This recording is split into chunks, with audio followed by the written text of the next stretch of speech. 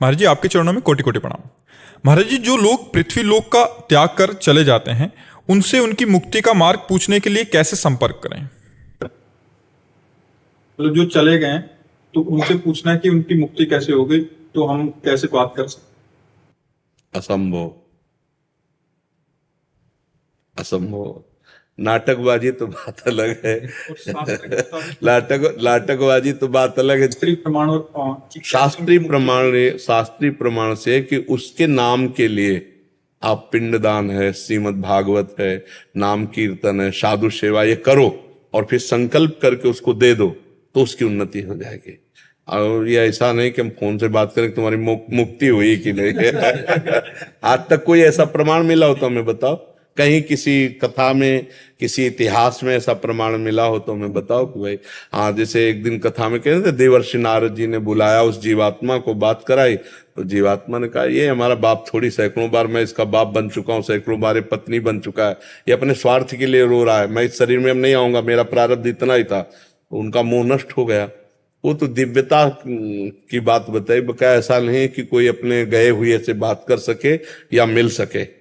ऐसा नहीं है, अब नहीं है।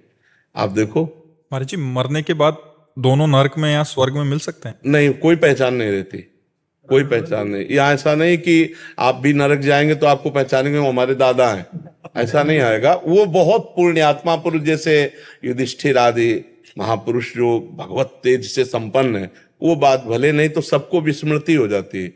जैसे अभी देखो, इसी जन्म में अपने लोग गर्भ में रहे, भला एक सेकंड की विस्मृति है कि माता के पेट में हम कैसे रहे तो है ही है ना हम लोग, लेकिन स्मृति है क्या? नहीं है ना। तो ऐसी विस्मृति कराती माँ। अरे हम परसों की बात तुमसे पूछे कि आप दोपहर में क्या खाए, तो आपको सोचना पड़ेगा? नहीं सोचना पड़ेगा, एक बार सोचना पड़ेगा। शाम को आपने क्या खाया? परसों शाम के, अच्छा, फिर वो इतना समय लगेगा। तो 10-20 वर्ष पीछे की बात तो हम बिल्कुल ही भूल जाते हैं, कोई कोई ऐसी याद रहती है। तो हम जब यहां से शरीर छोड़ते हैं तो हमारा शरीर राग यहीं छूट जाता है। अब वहां शरीर परिचय थोड़ी चलता है कि हमारा नाती आ गया, हमारा पोता आ गया, हमारा अमुक आ गया, ऐसा नहीं रहता। वहां सब विस्मृत हो जाता है, अपने अपने कर्मों का भोग भोग रहे। अब इसी पृथ्वी लोक में कहीं ना कहीं तो हम पीछे थे। अब कुछ पता नहीं कि हमारा कौन सा परिवार, कौन सा, कुछ पता नहीं। यही नया जन्म नया, तो ऐसे ही जहां छूटता है तो वहां यातना दे या देव दे, और भोग करके पुनः मनुष्य देह में या फिर पशु पक्षी जिस देह में आए, वो ये स्मृति नहीं रहती। ऐसी स्मृति नहीं रहती कि हमारा कौन है, हमारा कौन है।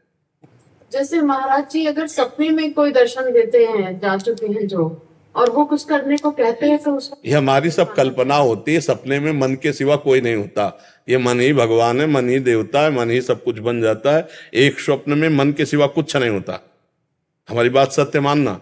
सारा खेल मन का होता है, वही देवता बन जाता है, वही गुरु बन जाता है, वही संत बन जाता है, वही भगवान बन जाता है। कुछ नहीं। जैसे एक सृष्टि में वासुदेव के सिवा कुछ नहीं है। अब तुम्हें ज्ञान नहीं है, इसलिए तुम्हें लगेगा कि कैसे कुछ नहीं है, पापी है, पुण्यात्मा है, स्त्री है, पुरुष है, जड़ है, चैतन्य। ऐसे स्वप्न में एक मन के सिवा कुछ नहीं होता। एक बार राजा जनक ने देखा कि वो बहुत गरीब आदमी हो गए, उनका राज्य छिन गया।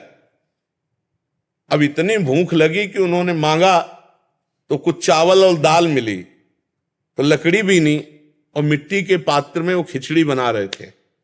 खिचड़ी बन ही गई थी कि इतने में 2 सांड लड़ते हुए आए और पूरा सब चिथड़ बिथड़ खिचड़ी। अब वो इतने भूख से व्याकुल हुए, अब क्या करेंगे। उसी व्याकुलता में आंख खुली तो देखा महाराज राजा जनक का शयन गृह। तो उन्होंने कहा ये सत्य कि वो सत्य।